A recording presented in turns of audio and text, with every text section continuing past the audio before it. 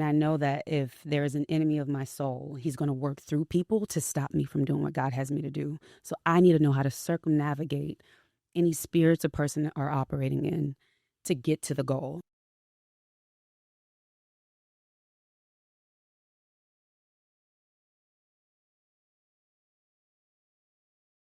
Welcome back to the Orbital Tribe. Thank you so much for joining us. If you haven't already, please like, please subscribe.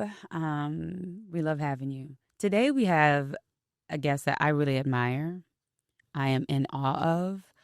Uh, when I saw one of her videos, I was like, I want to argue with her because she challenged me emotionally, especially on an intellectual, emotional level. Today, you all, please welcome Dr. RaQuel. Ooh, I'm not a doctor. You're not a doctor. You're my doctor. I want you to know that. Okay, I'm sorry. I don't know why I thought you had a PhD, or is it a master's? Master's. Yes, Isn't yes. that like the same? Okay, you just have to write a paper. I don't want anybody to try to take my credentials for 100%. You You're right. Why do I think you know what? It's another Dr. RaQuel. Yes. And it's a Black woman who is also in the mental health space. You're both incredible. Thank you. Yeah, but y'all should, oh my God, we'll get in that later. But like, can you imagine like y'all all sitting there? You, Dr. Tima Bryant, Dr. RaQuel, she's RaQuel, you're RaQuel. Yeah. Can you imagine that round table? It would be good. That would be good. And we all bring unique perspectives, and somehow they do combine. Which I would like to get into. What is your background? Give it the background to our audience, you know, how you got into this space, where you started. Yes. It's surprising where you started. So I didn't start off in the mental health space. I actually started off in HR. Right. So I still say it's the business of people. Yes. I love working with people. When I started undergrad, I wanted to be a psychologist. Okay. So when I signed up to be a psychologist, I didn't plan on going back to school for a master's. Mm-hmm. So I ended up talking to a psychologist, and she was like, I went to engineering school first because I wanted to make money. And I was like, let me go ahead and change my major. So I changed my major and I went into business. Mm-hmm. And then once I had finally made it, I was like, oh, there has to be more to life than this. Mm-hmm. And that's what made me go back. So I have an ABA. Success. I was working as VP of HR for a global telecommunications company over my scope across 16 different countries. And I felt like this sense of emptiness. Mm-hmm. And no matter what I tried to do, like all of the self-care and the mental health tactics, like it just was not given. Mm-hmm. And I decided to go back to school. I always tell people not today, because if I go back and get my PhD, I don't want you to be like, oh, are you lost again? Which is okay. I always tell people that when I can't figure out my life, I have educrastination, so I'll go back to school. I'm an educrastinator too. You? And that's what I did. And that's how I ended up with a second master's in clinical and mental health counseling. But I did not do it because I wanted to be a therapist. I did not. You did it. Why'd you do it? Just because you needed to? I saw within corporate spaces how not having that background was not making me very effective. So I wanted to be able to bridge the gap between business and people. Because I'm like, how do people work? Like, how do we really develop as humans? And that's what made me want to do it. I didn't necessarily know what I wanted to do with it. I just knew that I wasn't necessarily signing up to be a therapist either. You know where my mind went when you said you weren't effective? I feel like people can be really difficult and adversarial. And this is what my mind, you can correct me if I'm wrong, but it's like, okay, let me understand people. Maybe I'll be more effective if I understand where people are coming from. Mm-hmm. But then I feel like you run the risk as a Black woman, because they do this in film and television, like if we're not the Sapphire or the Jezebel, we're the asexual, wise sounding board that people dump their problems on, and we're now everyone's therapist and fixing everything. And mm-hmm. So there's a dehumanization on either side. I just feel like, where's the middle ground? But that's where my head went. But you know. So I would say I experience a lot of that. But I don't know if it's because I'm a Black woman. I think that I have a gift for listening to people just in general. Mm-hmm. And as life comes full circle now, I don't think everybody has the ability to be nurturing, caring, to really care about people. So it doesn't feel like a burden to me anymore. Mm-hmm. So I say, when it comes to like the load that I carry with having certain gifts, how do you own or take responsibility for whatever your gifts are and share those things with the world?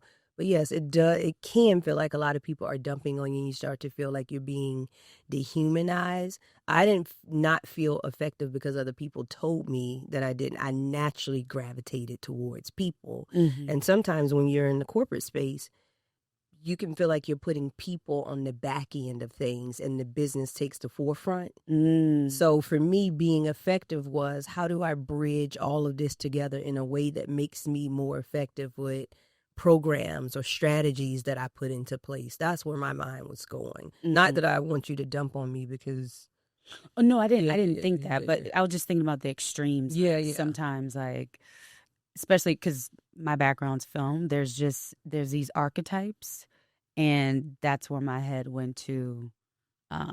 Just, human nature, just having negative affect at times. I have a little bit of a negative affect. I've had to work at positivity, whereas some people are gifted with it.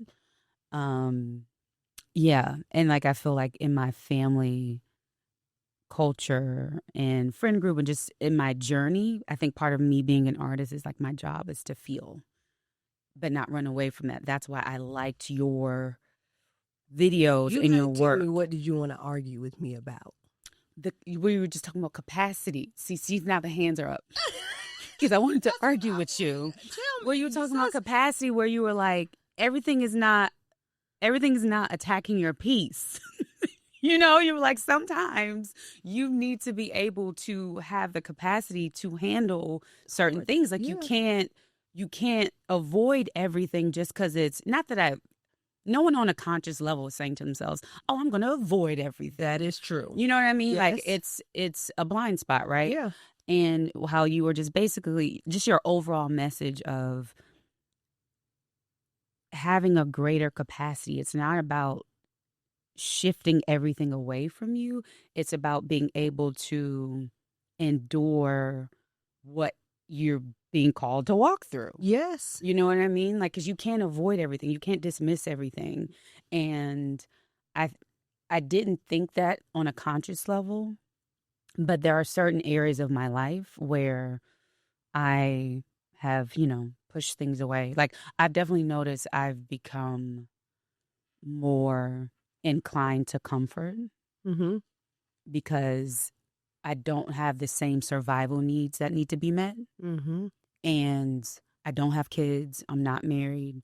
So everything can go my way in my world if I wanted to. You know what I mean? Facts. You know what I'm saying? Yes. But I do want kids and I do want to be married. And so, but again, I'm like, but it's got to be to the right person because you're not coming up in here and messing with my peace. So I'll stay single before I marry the wrong person. You know what I mean? So you just challenge me and I'm like, I want to fight you. That's how I know you're right. I like it. I'm not going to fight you. Of course you're not going to fight me. I'm not going to fight you. I'm going to let I don't want to fight you either. But like, how you want to argue with someone just because. Yeah, let's argue though. Let's argue. Yeah, let's argue. Let's a healthy debate. Yeah, let's have a healthy debate. I don't disagree with you. I just want to argue with you because you were working. Let's do it. That's the thing. I have nothing. I agree with everything you're saying. It's just that you stepped on my toes. Can I ask you a question? Mm-hmm. So when you say that you're not in survivor, which I love because I say that whenever you're developing your capacity, I think survival, stability, strength, and then stewardship, right? So when I listen to you, I hear the stability, right? So I had this comfort. I want to be able to maintain it. But it's like, how do we move beyond that? So how do you define comfort? I think it depends on what you're talking about. It depends on what, like, because there's like physical, like right now this room is comfortable, the temperature's comfortable, the chair is comfortable. Bombs aren't going off outside. Okay. But one thing my therapist explained to me, she was like, your baseline is high. Like, you live in survival mode. Like, so over the years, it's just getting me out of survival mode, like my nervous system out of survival mode, Mm-hmm. so that I can be more purpose driven. Mm-hmm. And when I am dealing with people, it's not taking things personally when they're in survival mode. Mm-hmm.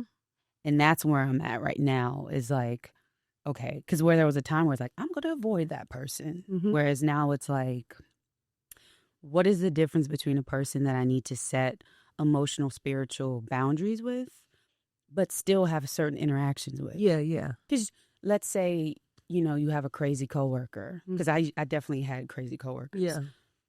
I got to work with them. So Mm-hmm. there's no avoiding them. Mm-hmm. So now it's, how do I build my capacity when I'm in this person's space? Yeah. And can you help people, saying people help me deal with difficult people? I think one thing too my minister said is, first is realizing you're also a difficult person. I was just about to say it's the judgment that you make. Because oftentimes when we can't engage with difficult people, we're not able to see ourselves in other people. And I think that for me, that's been a game changer. Can I see myself in you? And if I can see myself in you, I can find other ways to connect with you. Mm-hmm. And I think it always starts with the judgment, especially when you're growing, when you know that you're doing the work and you're working to find that balance, your nervous system and getting out of survival mode. It's like everybody has their own journey. Like if you would have met me 7 years ago, I definitely was protect my peace, protect my mental health. I do not have the capacity. I don't want the capacity. And today, like I'm singing a whole different tune, like a whole different tune. So I think it does start with the judgment. We have to be able to see ourselves within other people. I agree with that. I think it's because there's that. I find like right now the work, this is not a free session. She didn't realize I tricked her into a free session. I think for me, the work right now is applying understanding, because, God will give you wisdom and you'll be working on yourself. But now it's, I got to apply this thing. Mm-hmm. And it's that work of, it's showing up in real time, because when a person is, you feel like they're being adversarial or you feel like they're being difficult, my natural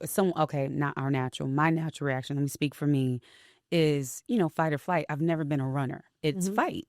Mm-hmm. And so, but the more work you do on yourself, it becomes a sophisticated fight or flight response, right? Mm-hmm. And so it's just like, how in a moment, like, what do you recommend we do when you are interacting with someone? They're being aggressive, they're being abrasive. It might not be personal. They might just be frustrated. They might just be going through something. But in that moment, it was directed towards you. Like, what do we do? My mind is somewhere else right now. It's still with you, but I have a question. Okay. Because you said I'm giving you a free session. Right? Dang, I outed myself. Just send me your Zelle info. I do. I have a nope. Nope. You said that you're out of survival mode.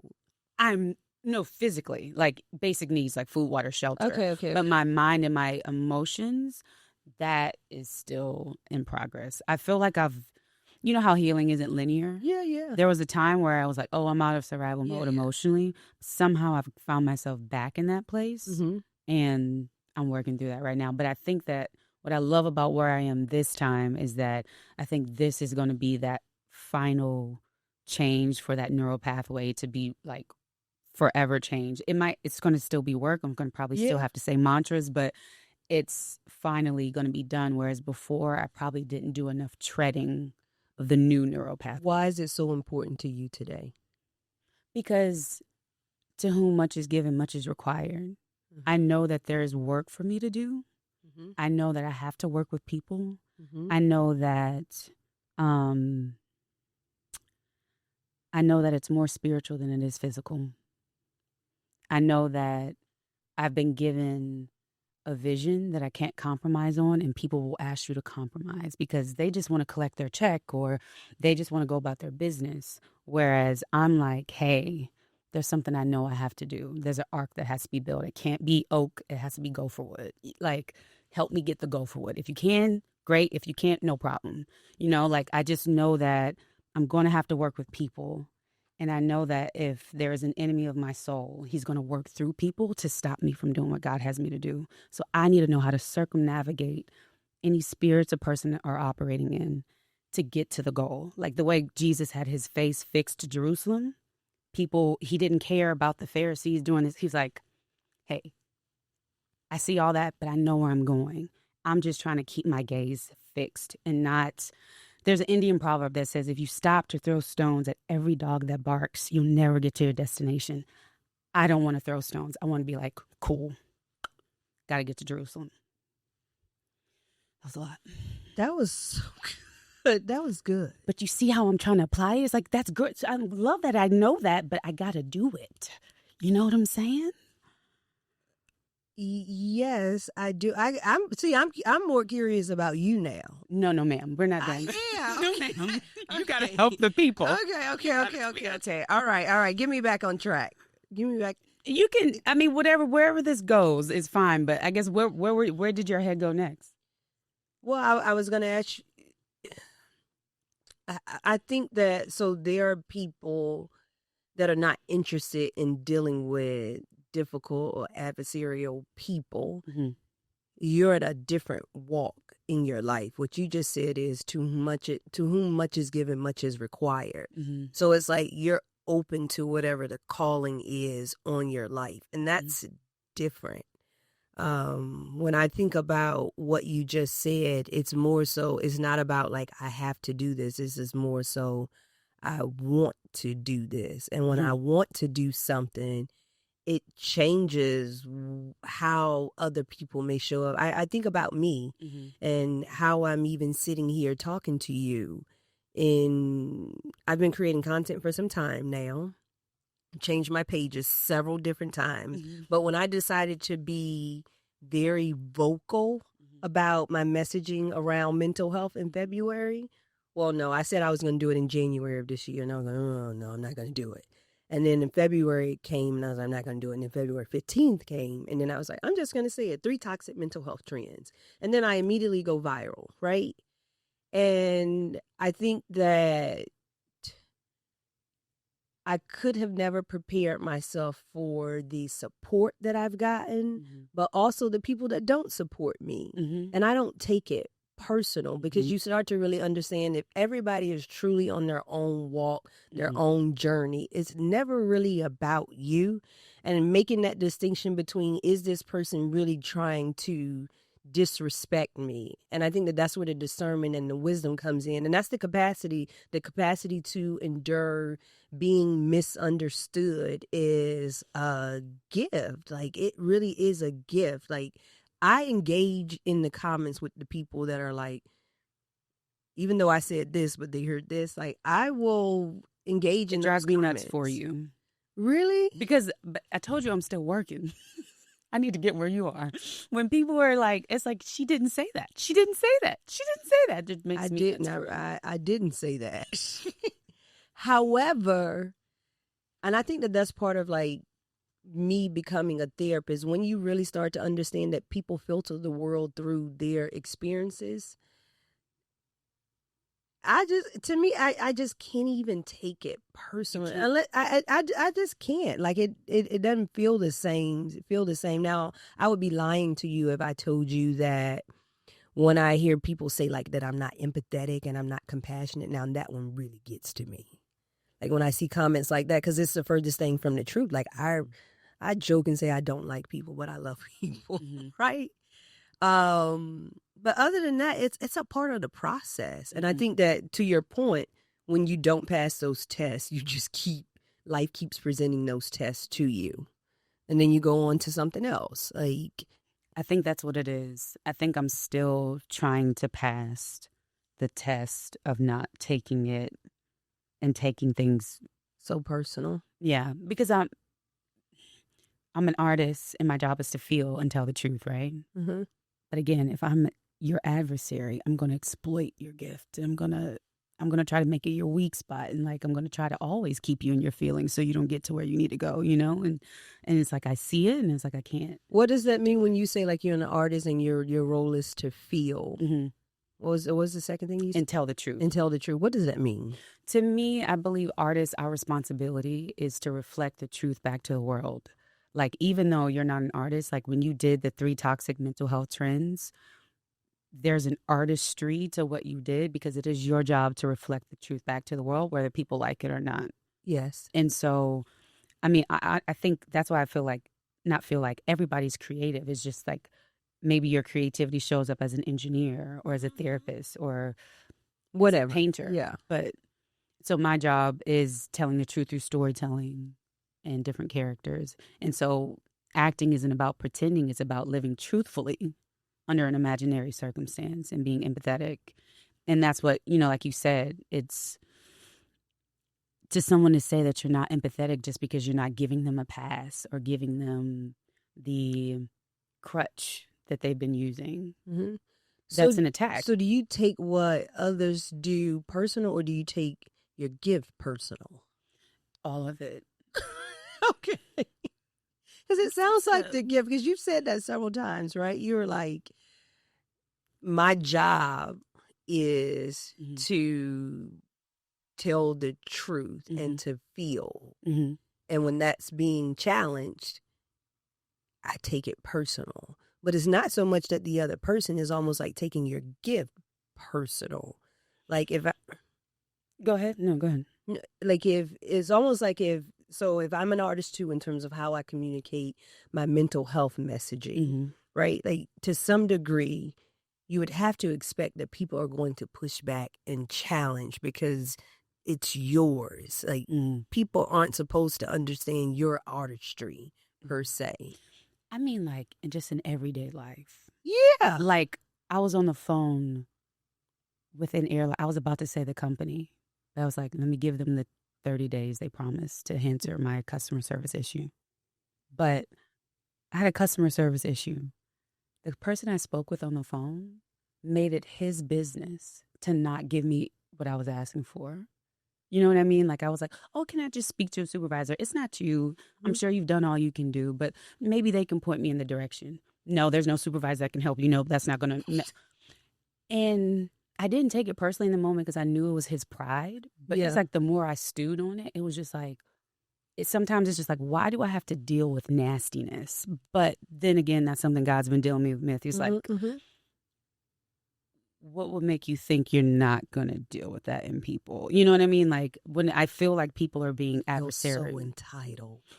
That's my thing. I was like, God got me to see, it was like pride. Like pride makes you think. Reflected pride. I was like, it's pride full of me to think that just because I'm being nice to someone, they're going to be nice back. Yeah. Like that person has free will. God gave them free will. That doesn't give them the right to behave a certain way. But I also realize that's how you develop a victim mentality. Oh, yeah. Go ahead. And when you develop that victim mentality, you become fragile. But you also give yourself permission to act out as well. Yeah. And I'm like, whoa, we're all these prideful victims walking around.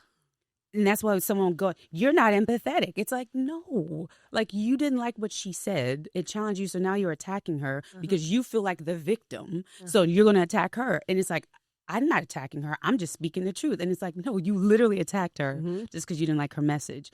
I'm talking about like not even like my artistry. That I don't care. Well, I do care about that. I'm sensitive about my stuff, as Erykah Badu says. But you know what I mean? Just like when you ask a person a question and they're curt, it's like, and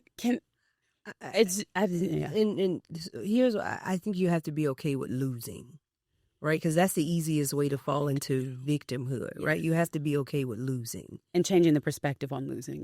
Yes, because I remember when I was in this coaching program, they were like, winning and losing is an illusion, and I was like, no, it's not. I told you I was a very different person. I was like, no, it's not. Like if you win, you win. If you lose, you lose. Like winning and losing is not an illusion, but it really is, because that's how you grab the lessons. Oftentimes when we fall into like that victim state, we start to tell ourselves, I'm losing right now. Even when people listen to my content, I don't think it's so much that they didn't hear what I'm saying. It's more so she's telling me where I'm not at right now. She's telling me that I'm underdeveloped. She's telling me that I don't have the capacity. Once again, I'm criticized. Yes, once again, I'm being criticized. And so now I am losing. Like, and if I just did a therapy session yesterday, my therapist told me this, but something about what she's saying feels right. It's damn if you do, damn if you don't. Right. I remember, I think the first time, I don't think it was the 3 mental health trends one, but it was another one. I can't remember which one it was that I was like, oh, let's art. No, but it was something that just made me think about how far I still have to go. Even though I've already decided that healing isn't a destination, it's a journey. Right. I still was like, dang, I still got a lot more work to do. And that's, I mean, I realized that a couple months ago as well.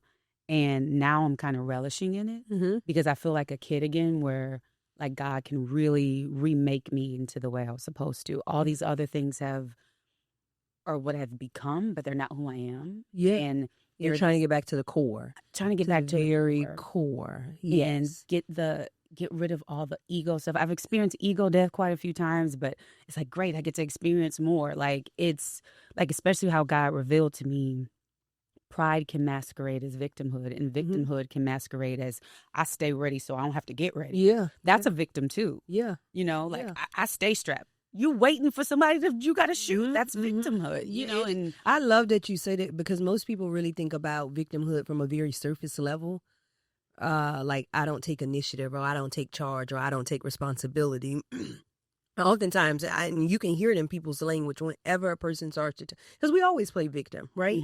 And if you don't, I would tell people that you're not necessarily allowing yourself to experience what it means to be human. If I complain about having to get up because my 3-year-old says he has to potty, I'm like, man, why do I have to do it? And then my husband, can you get up this time? It's victimhood. So it's part of the process is when you don't realize, or when you can't check it, right? And that radical responsibility doesn't kick in for you. It's victimhood. It's normal, but it can get to the point where you become a very fragile person. Even the example that you use about the airline, right? It's like, I'm trying to be nice to you, and here you are not reciprocating that same energy. And I think it goes back to the intentions behind it. Like, I'm not trying to be nice. I actually am a nice person. Right.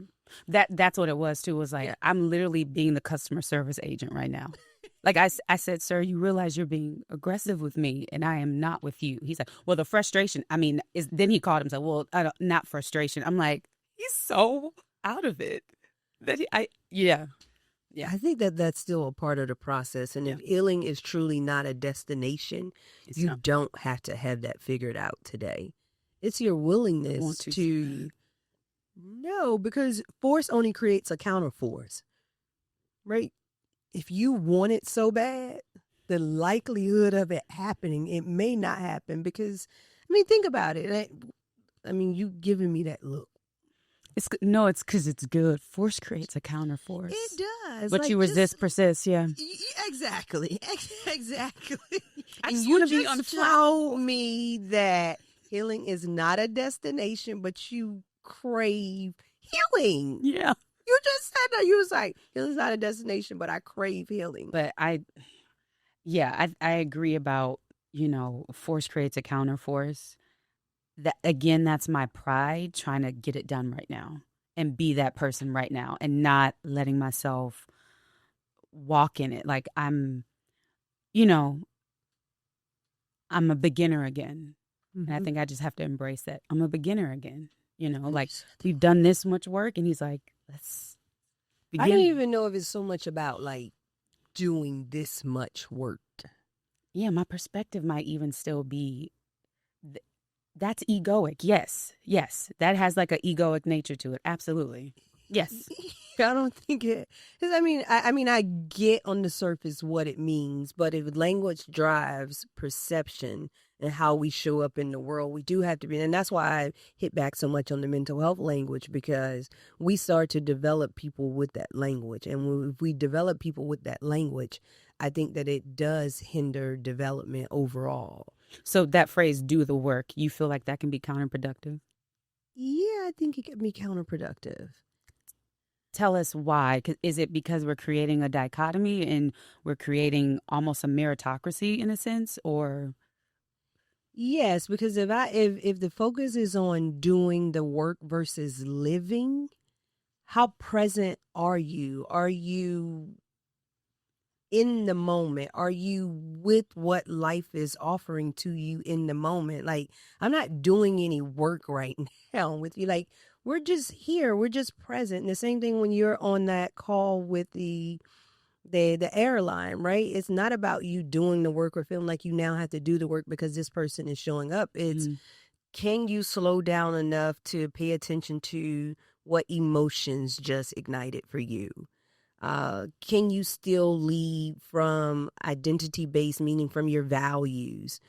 Do you give yourself the grace to experience anger, sadness, fear, frustration, all within that context without it being about you not doing the work because this person just showed up in that manner?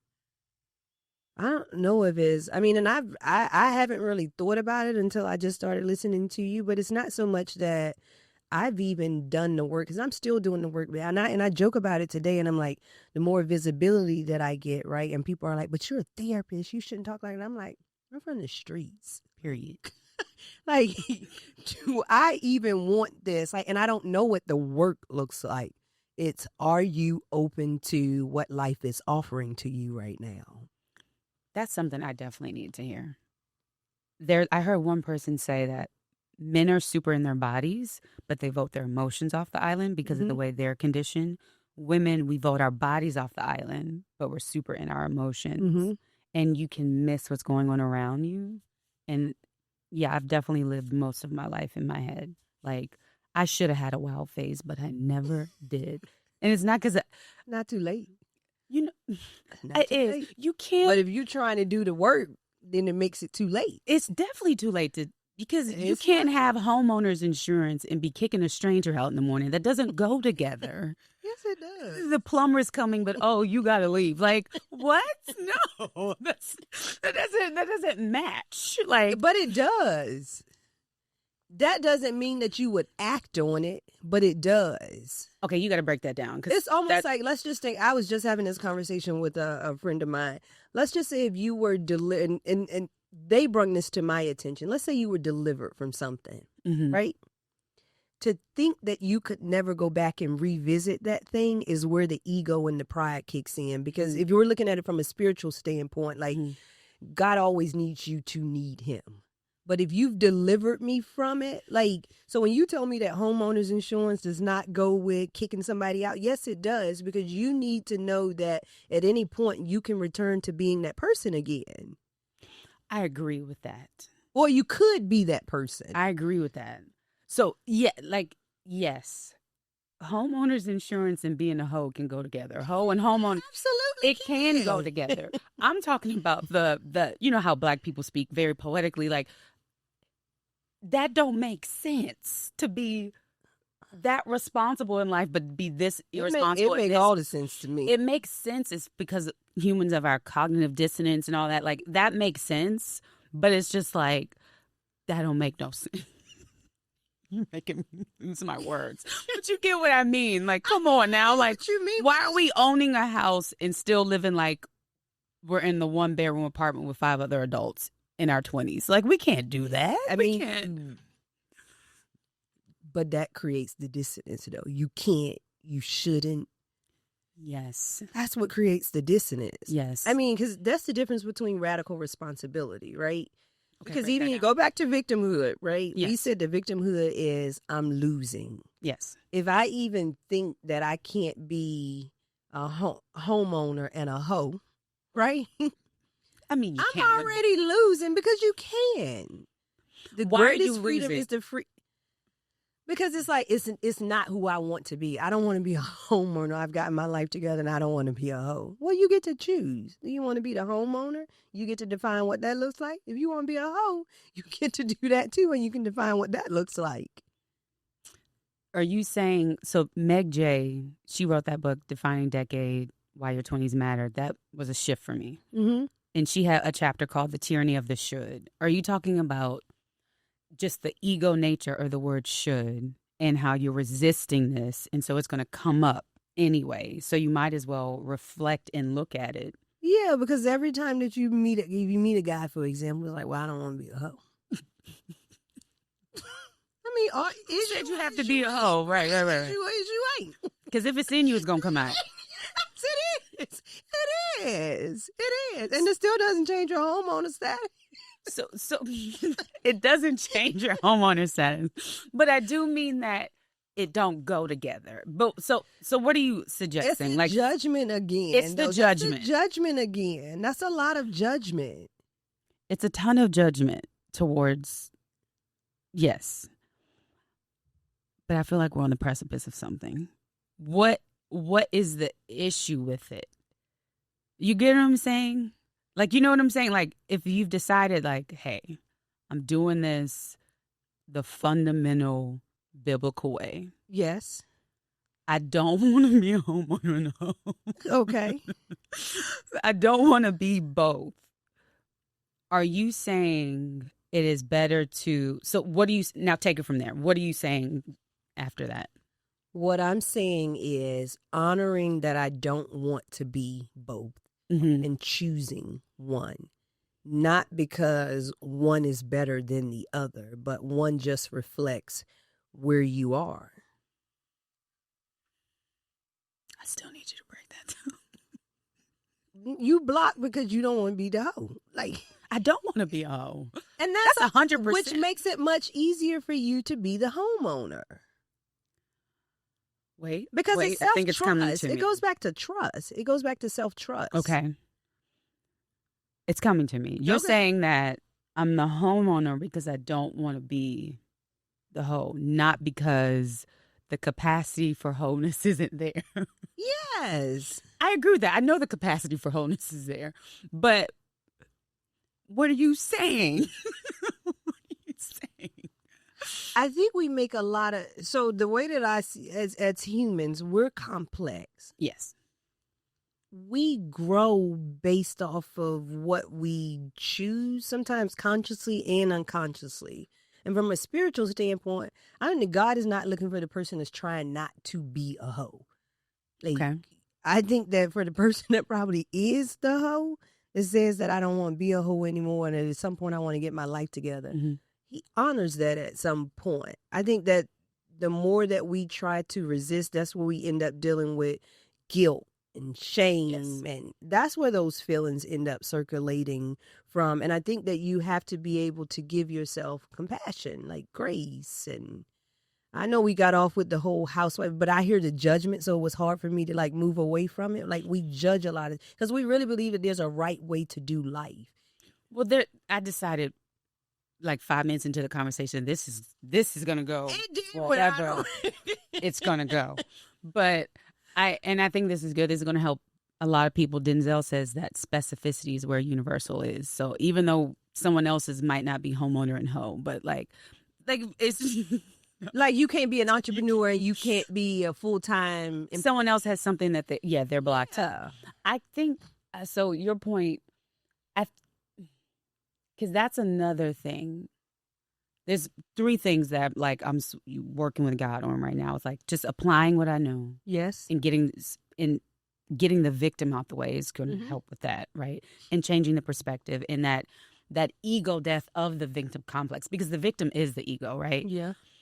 And then pride, and how pride has so many forms, and it's nefarious and it's tricky and it can masquerade as a lot of things, especially a person who's always martyring themselves. Mm-hmm. That's pride too. But like also being delivered from legalism and like trying to be perfect for God when he's never even asked us to. Why would he send Jesus if he cared about perfection? Did. He's like, just love me. That's it. And you'll keep my commandments. It's not a rebuke. It's actually a hack. It's like, hey, if you fall in love with me, a byproduct of it is going to be keeping my commandments. And so when I made that joke about like not being both, it's one of the things I definitely have told myself when the temptation has arisen. It's like, I'm grown. There's no one here to check me. This is my house. But then I was like, I can't be kicking a stranger out. And then also the exterminator coming in the morning. That doesn't make sense to me. Like, I was like, there's too much cognitive dissonance there. Like, but I think, I don't think your point is license to do whatever you want and then say you love God. So what are you trying to have us do? Is it radical self-acceptance that will then allow us to live the life that we desire to live? Or not, or just like, yeah, like, I guess break down how you don't want us to judge certain aspects of whatever desires might be coming up. And those desires might not even be ours. They could have come from a place like, yeah, I guess. I think it's radical acceptance and radical responsibility, meaning that I can own not only my emotions, but I can also own my thoughts. And in the process, I think we create space for us to actually be humans. A lot of the content that I produce talks about how we have pathologized what makes you human because everybody wants to heal today.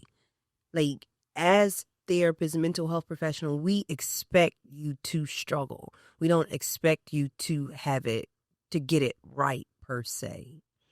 It's our relationship with struggle. It's our relationship with struggle. And the meaning we've made of it in the context. Exactly. I think the greatest skill that anyone could have is your meaning making.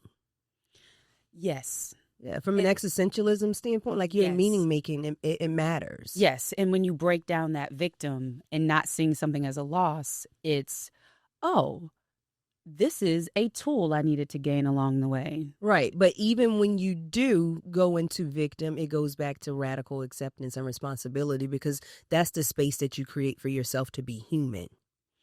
Yes. Not you're still human. Yes. Yes. Because that's part of being human is making mistakes, right? A righteous man falls 7 but gets up 8. Yes. Yes. So I think that's where, but again, legalism is something that I'm going to have to be delivered from as well, because I come from a pretty legalistic Christian background. Our religious tradition is trying to move away from that, but there are some people who are fighting for dear life to hold on to it. Yeah. So, but it's where I grew up in. It's what my ego was formed in, right? So, you know, you think God's mad at you. You think that, you know, God's waiting to bop you on the head the way teachers or parents were. So, yeah, how did you get here? What was your journey to this place that you're at now? Because you said you were a very different person. We were talking off camera about how a person's message is often something they've had to get through themselves. So tell us how you got here. All the things that I've ever judged about people, I ended up experiencing. Okay. And part of having those experiences reminded me that my stuff stinks too. But it also grew me spiritually as well, because you have to learn to walk in your own stuff. Like, meaning, just because I've done this, that doesn't mean this is who I am. And then from that point, you get to decide who it is that you want to be. But it's very difficult to do that if there's a lot of judgment associated with it. I always use a story with just like my mom. Like, I lost my mom to an overdose, and I remember thinking, and I always tell people that, because I like to make the meaning making. I used to, my mom wasn't no crackhead. That's what I used to say. She wasn't. She was like the mom that was involved in school, all of the things. And I guess like when the weight of life felt like a lot, she would take her a bump. Very similar to if the weight of life feels like a lot for me, I may go and eat something. And then that's still gluttony. However it's still all of the things, right? And when I became a mom and started my own family, and I started making choices that didn't necessarily honor what I had created or what I had chose, I was like, oh, well, you're no different than what she is. Maybe you didn't choose drugs, but the other things that you're choosing or the other things that you're putting before your husband and your kid, what makes you different? That's so good. And I think that is what has supported me along the way. So for everybody that I've ever judged, even, you know, I talk about it from a black-white standpoint. I have a family member that has done very well for himself. And to see him in power, I just see people in power now. It's not about black-white for me. Like, because you've never had any power. You don't know what you would do with power anyway. So it's easy to say that this is how I would be, this is how you should show up. But if you've never really had it or experienced it, of course it's much easier for you to say what you would do and what you wouldn't do. Baby. How did you get rid of the judgment? I own my truth. Like, and I there's this, I love this quote on social media that says, like, what's tea for you is my testimonial. That's how I really feel. Like, it just is. Mm-hmm. And I think part of owning your truth is being able to accept whatever consequences that come with it. Right, because again, it's a constant because you don't want to lose. I'm not afraid of losing. I'm not afraid of losing. I mean,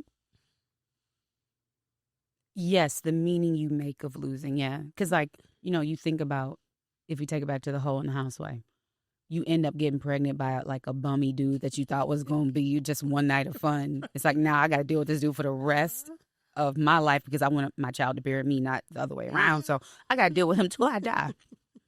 And this was just supposed to be fun. Like, what do you, I think that's logical. I think that makes sense as a survival mechanism. Like, you hear a lion roar, you run. Like, fear is healthy to a degree. It is. What is it that you're saying is on the other side of not being afraid of getting pregnant by the bummy dude? Liberation, freedom, self-trust. How? How do you not get afraid? How are you not learning that you will be okay? Resilience, got it. I wouldn't say it's resilience either. No, the only reason here's why I would say that it's not resilience, because when we think about resilience is your ability to bounce back. Okay. We don't want to keep bouncing back to the same baseline. Okay. Because if we go back to your point earlier, I'm trying to figure out how to integrate all of this wisdom so that I can effectively apply it to my life. Mm-hmm. But if I'm more concerned about being resilient, like, ooh, I'm okay, God, just keep whatever it is, right? We want you to develop your capacity. When you develop your capacity, you start to carry the things differently. So it's not about, like you said, bouncing back. It's about thriving, transforming. The difference between coping versus capacity is I got through that, and capacity is less about I got through that. Capacity is more about whatever state I'm in. I am content. Yes. I am well. Yes. It is well no matter what. Because the foundation of it is self-trust. And what I've learned is a lot of people don't trust themselves. But I also think that is a part of the process. So what, I guess, if we think about this being the place, right? And it's not about rebounding. It's about experiencing all that life has to offer. All life has to offer. Freedom. The ability to know that, okay, I got pregnant by a bummy dude, I'm going to be all right. Yeah. I guess if you had to kind of sum up, how does a person get from A to Z?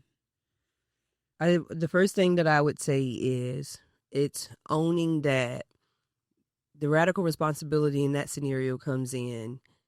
I chose to sleep with a bummy guy, right? Mm-hmm.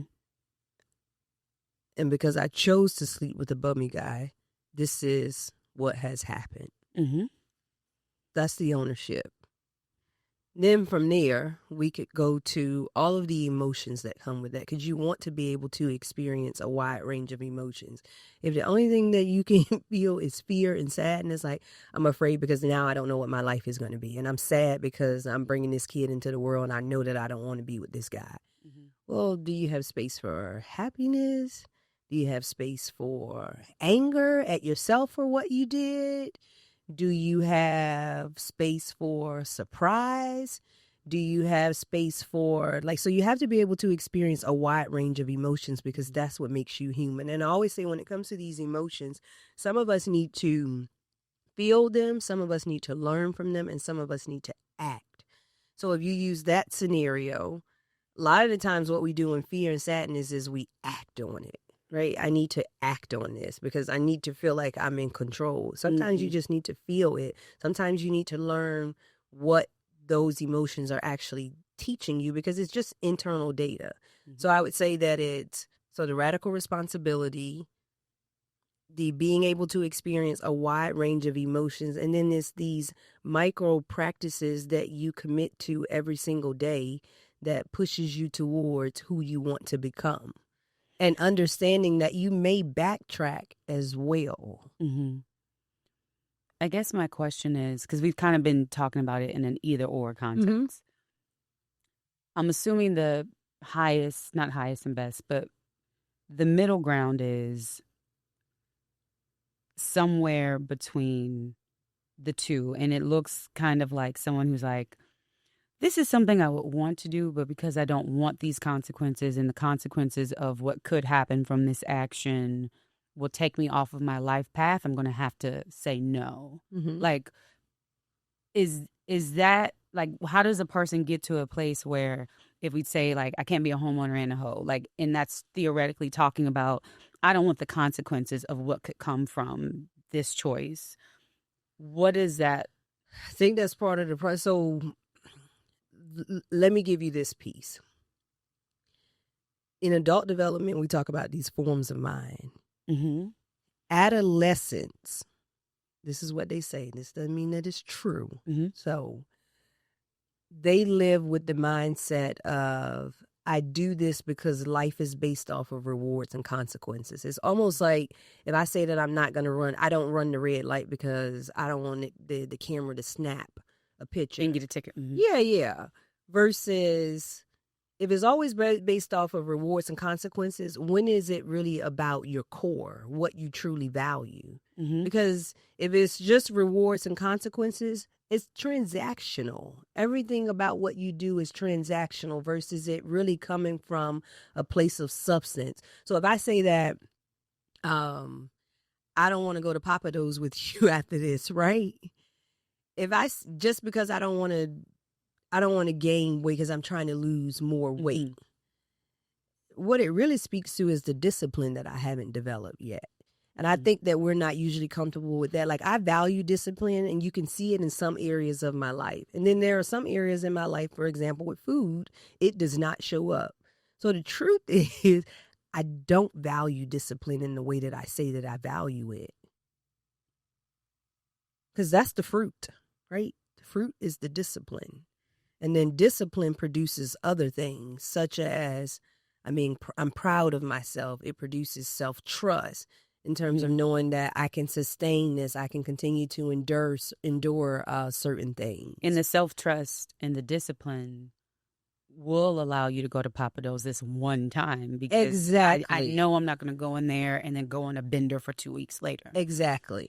But when you don't necessarily trust yourself or truly value the things that you say you value, or if you're still living from rewards, life is about rewards and consequences, cognitively, we do develop that way. It's like when kids lie, they lie because they don't want to get in trouble. Absolutely. Right? And it's no different from us as adults. Like, I don't want to go down this path because I'm going to get in trouble. Right. Or I don't want to have to face the consequences. Like, and it has to be more than just that, which is why I say that when we're focusing when we're focusing on adults, you have to develop people within their identity. I'm not going to develop you because you're a woman, you're successful, you're black. Like, that's just context. Who you are at your core is what I'm trying to pull out of you.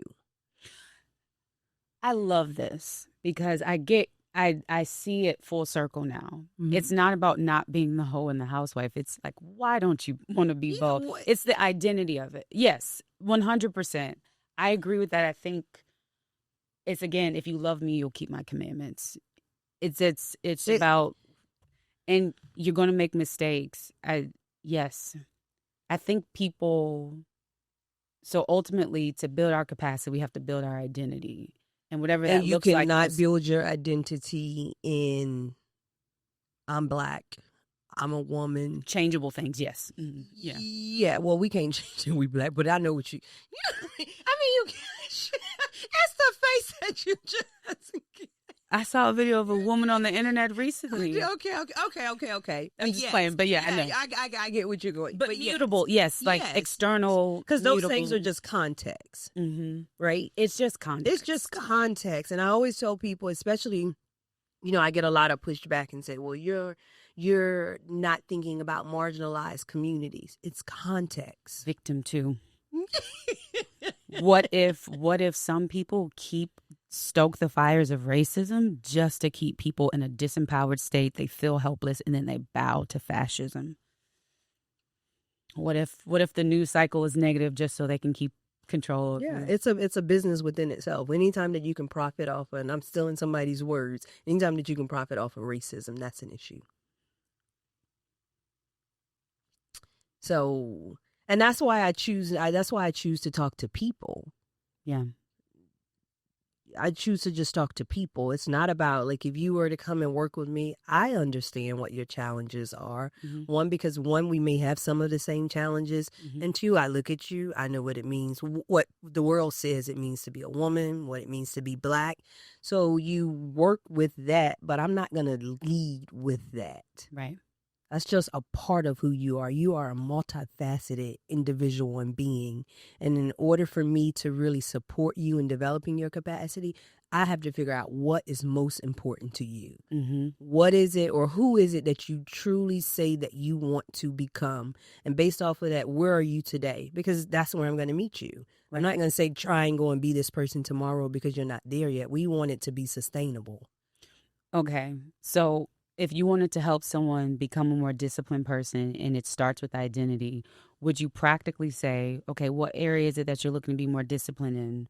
And they say, I need to be a writer. Okay. Right. No, once I start in a off day. with your strengths already today. Boom. Where are you disciplined at today? Okay. And we're going to honor that's where we're going to celebrate at first. And then what you'll learn is most people already have their own processes and ways of doing life. That's the authenticity or that core that you're speaking to. How I exercise discipline is not going to be the same way that you exercise discipline in certain areas of your life. Once I figure out what that magic is within you, we start to apply that in other areas of your life. And a lot of it is strength-based. Yes. What are your strengths? Yeah. What are your strengths? And now today we spend a lot of time focusing on people's weaknesses, but I think that in focusing on what people's strengths are, you can develop them in the weaker areas as well. But everything can't be a deficit-based model. If everything is deficit, like, it makes it hard for you to pull yourself out of that state of fragility or victimhood. And then it starts to sound like healing these days. And I'm just not buying into it.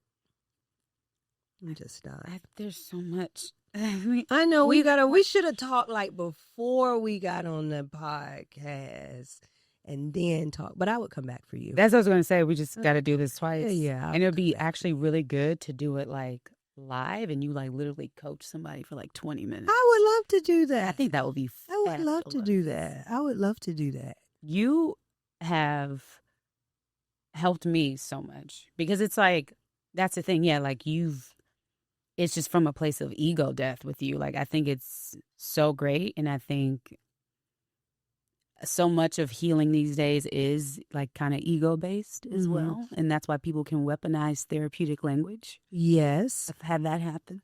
And so it's really refreshing to have you. What do you want to leave our audience with based upon what we've talked about and like me being the example? What would you leave them with? Like, because the Orbital Tribe is about people who are really trying to develop themselves and find success traditionally or non-traditionally, but typically non-traditionally. You took a non-traditional route to where you are now. What do you want to leave everyone with? I think that we have to get back to being okay with throwing spaghetti at the wall. And when I say that we have to get back to being okay with throwing spaghetti at the wall, like, let life do its thing. And listen to people that are comfortable with letting life do its thing. I mean, you called me, so I would imagine that that's something that you're walking towards as well. Because I would tell you, even in my own journey, like I'm not healed, I'm not fully developed. In fact, some days I like want to run from this lifestyle because there are parts about it that I enjoy, and then the pieces I'm like, nope, because I don't know if I'm going to be able to be agreeable. I don't know if I'm going to be able to dismiss this part of me or that part of me. And I honor those things. I'm like, this is where I am today. Mm-hmm. I still get to choose. The greatest freedom is the freedom of choice. Mm-hmm. Still get to choose. And I think when you create that space, you naturally end up walking into what you're going to walk into. Mm-hmm. The strategy is authenticity. My brain is like trying to connect all the dots right now. I know, because we're Pisces, y'all. Nice. It's true. So that's what I'm told. We got some hyper Christians that are going to say that's demonic. So, well, I mean, I'm like, okay. If you're using it as an excuse, I mean, honestly, the I don't even, what are the zodiac signs? I'm not really bought into them. Because I'm a Pisces, and when I meet one, I just love Pisces, and I think we're the best thing. Now, ask me about another sign, I would tell you I don't know anything about it. I don't read my horoscope. I don't. Like, it's not that deep. It's not that deep. I agree. This has been so helpful. You have to come back because I have a zillion more questions. You just, I'm gonna give you my phone number, and let's just text, because I want to talk to you. I want to know all your business. You can regret that. Yeah, I'm just giving you my phone. You just call me. You're gonna regret that. I won't. Likewise, like I want to know. We didn't get like deep into your background, because we talked theory and we talked example, but I think that was helpful. That's where it needed to go. I'm gonna let it be what it is, but you've got to come back. I'm coming back. Thank you, guys. Where can we find you? Where can they support you? Instagram. I am RaQuel, the capacity expert on Instagram. That's it. Okay. Because I got rid of TikTok. I don't have the capacity. I don't have the capacity. That's gonna make some people mad. They're gonna be like, now hold on. That's just people that can't throw spaghetti at the wall. I'm not responsible for that. Let it be. I don't take life that serious. It's been a pleasure having you. Thank you so much for being here. Everyone, please make sure you check her out on Instagram, because clearly we need it. We need her. Your gift was so necessary. Thanks for coming, and thanks for tuning in, y'all.